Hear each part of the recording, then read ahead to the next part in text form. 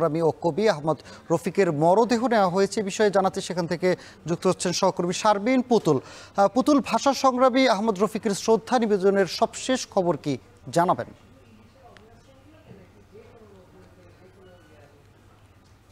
এই মুহূর্তে আমি আছি কেন্দ্রীয় শহীদ মিনারে। আমাদের ভাষা সৈনিক আহমেদ রফিক গত বৃহস্পতিবার 10:12 দিকে মৃত্যুবরণ করেছেন এবং সর্বসাধারণের জন্য শ্রদ্ধা নিবেদনের জন্য আজ সকাল 11টার দিকে তার মরদেহ কেন্দ্রীয় শহীদ মিনারে নিয়ে আসা হয়েছে এবং সর্বসাধারণ যারা জনসাধারণ রয়েছে তারা কিন্তু মরদেহের ফুল দিয়ে শ্রদ্ধা নিবেদন করছেন।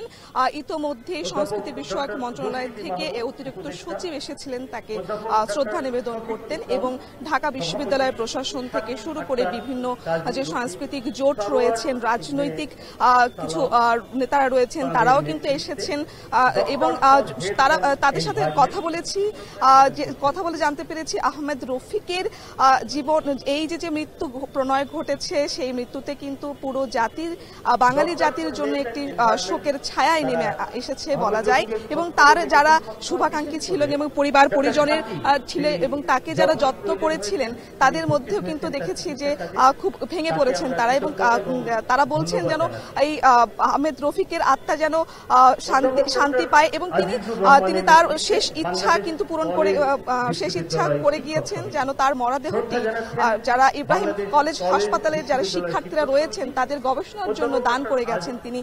এখানে কেন্দ্রীয় শহীদ মিনারে সকাল 11টা থেকেই আপনার দুপুর 1টা পর্যন্ত তার মরদেহ রাখা হবে শ্রদ্ধা নিবেদনের জন্য। পরবর্তীতে র্যালির মাধ্যমে ইব্রাহিম কলেজ হাসপাতালে তার মরদেহ নিয়ে যাওয়া হবে গবেষণার জন্য এবং এখানে যারা রয়েছেন তারা অনেকে স্মৃতিচারণ করেছেন তার সময়কার এবং আমাদের কেন্দ্রীয় শহীদ মিনারটি নির্মাণের ক্ষেত্রেও কিন্তু আহমেদ রফিকের ভূমিকা ছিল অপরিসীম।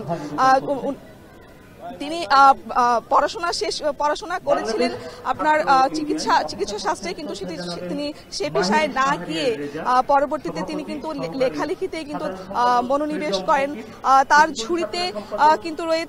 ঝুড়িতে রয়েছে বাংলা একাডেমি পুরস্কার সহ আপনার 21 পদক সহ এবং আন্তর্জাতিক এবং জাতীয় এবং আন্তর্জাতিক নানা ধরনের খ্যাতি রয়েছেন তার ঝুড়িতে। তবে এই বাংলা ভাষা যতদিন থাকবেন আহমেদ রফিক থাকবেন বাঙালির প্রতিটি হৃদয়ে। সানি।